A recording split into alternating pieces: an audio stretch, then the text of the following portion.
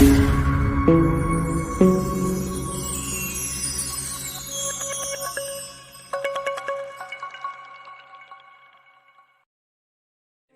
انطاکیہ کے علاقے میں نے ایک اونچی جگہ پر 3 قبریں دیکھیں۔ ان میں ایک پر یہ الفاظ لکھے تھے: زندگی سے وہ شخص کیا لذت حاصل کر سکتا ہے جو یہ جانتا ہو خدا اس سے ضرور باز پرس کرے گا، اور اس شخص سے مخلوق کے ساتھ کی جانے والی ناانصافیوں کا بدلہ لے گا اور بھلائیوں کی جزا دے گا۔ دوسری قبر پر یہ الفاظ لکھے تھے: کیا لذت پائے گا وہ جو یقین رکھتا ہو اس بات پر کہ موت اچانک آ ہی جائے گی، اس کی ساری بڑائی اور ملک چھین لے گی اور اسے اس گھر میں پہنچائے گی جس کا وہ مستحق ہے۔ تیسری قبر پر لکھا تھا: کیسے مزے لوٹے گا وہ جس کا رخ ایسی منزل کی طرف ہے جس پر اترنا جوانوں کو بوڑھا کر دیتا ہے، جو چہرے کے نقوش کو بہت جلد مٹا دیتا ہے اور جس کے جوڑ بوسیدہ ہو جائیں گے۔ راوی کہتا ہے کہ میں اس بستی کے ایک بوڑھے کے پاس گیا اور پاس بیٹھ کر اسے کہا: میں نے تمہاری بستی میں ایک عجیب بات دیکھی ہے۔ اس نے پوچھا: کیا دیکھا؟ میں نے قبروں والا سارا واقعہ بیان کیا۔ اس بوڑھے شخص نے کہا: ان کی زندگی کا قصہ اس سے بھی زیادہ عجیب ہے جو تم نے ان کی قبروں پر دیکھا۔ میں نے کہا: سناؤ تو۔ اس نے کہا: یہ 3 بھائی تھے، ان میں سے ایک بڑا عہدے دار تھا جو بادشاہ کے ساتھ رہتا تھا اور شہروں اور لشکروں کے انتظام پر مامور تھا۔ دوسرا ایک مالدار تاجر تھا، وہ بھی بادشاہ کے خاص لوگوں میں سے تھا۔ تیسرا بھائی غریب مگر اللہ کا عبادت گزار برگزیدہ بندہ تھا۔ اس عبادت گزار کی موت کا وقت جب قریب آیا، اس کے بھائی اس کے پاس جمع ہو گئے۔ دونوں نے اس عبادت گزار بھائی سے کہا: کوئی وصیت کرو۔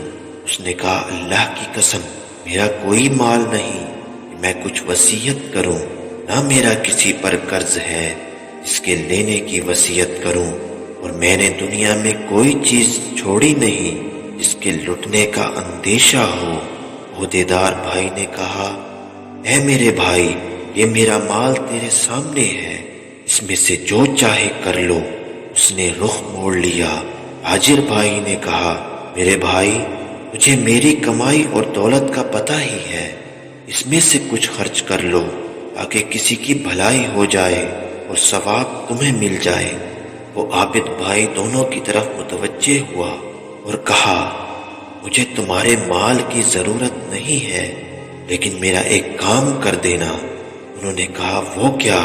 اس نے کہا: جب میں مر جاؤں مجھے غسل دے کر کفن پہنا کر ایک اونچی جگہ دفنا دینا اور میری قبر پر لکھ دینا: زندگی سے وہ شخص کیا مزہ لے سکتا ہے جو یہ جانتا ہو خدا اس سے باز پرس کرے گا اور اس سے بندوں کے ساتھ ناانصافی کا بدلہ لے گا اور نیکیوں کی جزا دے گا۔ جب یہ کام کر لو روزانہ میری قبر پر آیا کرنا، شاید تمہیں نصیحت نصیب ہو۔ انہوں نے اس کی موت کے بعد ایسا ہی کیا اور اس کا عہدیدار بھائی روزانہ وہاں آتا اور ان الفاظ کو پڑھ کر روتا۔ تیسرے دن جب وہ آیا، اس کو ایک خوفناک آواز آئی، اس کا دل پھٹنے لگا اور گھبراہٹ اور خوف سے جلدی گھر چلا گیا۔ جب رات ہوئی اس نے اپنے بھائی کو خواب میں دیکھا اور اس خوفناک آواز کے بارے میں سوال کیا۔ اس نے کہا: وہ ہتھوڑے کی آواز تھی، مجھے کہا گیا انہیں ایک مظلوم کو دیکھا تھا مگر اس کی مدد نہ کی تھی۔ چنانچہ جب وہ شخص صبح اٹھا تو کافی غمگین تھا۔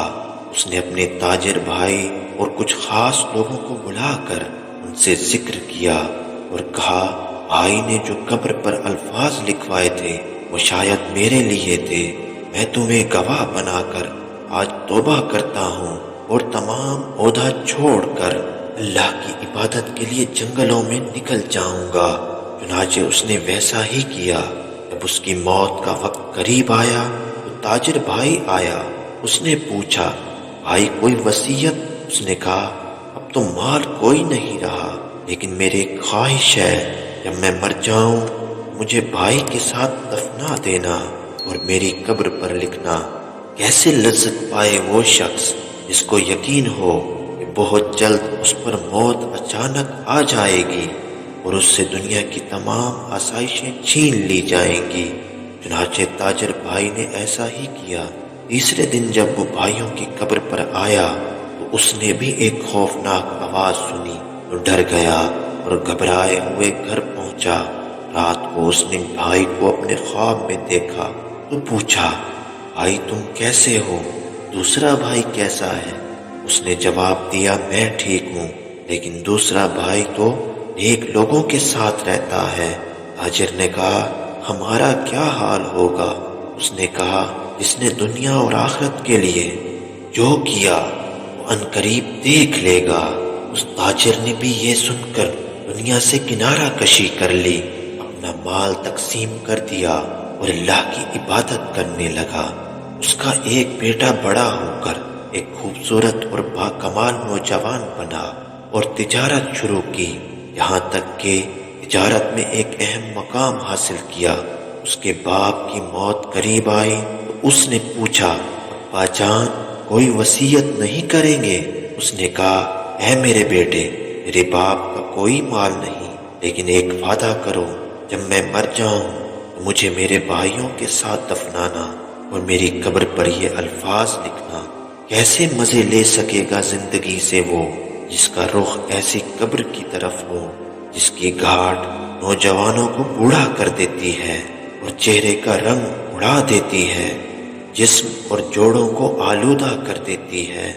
जब ये करो तो उसके बाद 3 दिन तक तुम मेरे पास आ जाना और मेरे लिए दुआ करना। उस नौजवान ने अपने बाप की वसीयत पर अमल किया। जब तीसरा दिन आया उसने एक आवाज सुनी जिससे डर के मारे उसकी चीख निकली, उसकी जिल्द सिकुड़ने लग गई, रंग उड़ गया और बुखार चढ़ गया। वो घर वापस आ गया। रात को ख्वाब में उसका बाप आया और कहने लगा, मेरे बेटे, तुम अनकरीब हमारे पास आने वाले हो, तुम्हारी मौत करीब है, बस तुम अपने सफर का बंदोबस्त कर लो। रावी लिखता है कि वो नौजवान इस ख्वाब के बाद 3 दिन तक जिंदा रहा और फिर कलमा शहादत पढ़कर सो गया और वफात पा गया। लोग उसकी कब्र पर आकर दुआ करते, लोगों, बेशक जो सच्चे दिल से तौबा करता है तो अल्लाह उसकी दुआ कबूल करता है। अल्लाह हमें भी मरने से पहले तौबा नसीब फरमाए और अपने अजाब से बचाए। आमीन। अच्छी लगी हो तो इसको लाइक करें, शेयर करें और हमारे चैनल को सब्सक्राइब करें। शुक्रिया।